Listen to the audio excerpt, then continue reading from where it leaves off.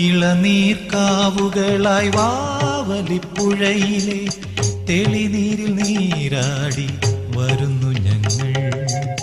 ഇളനീർക്കാവുകളായി വാവലിപ്പുഴയിലെ തെളിനീരിൽ നീരാടി വരുന്നു ഞങ്ങൾ.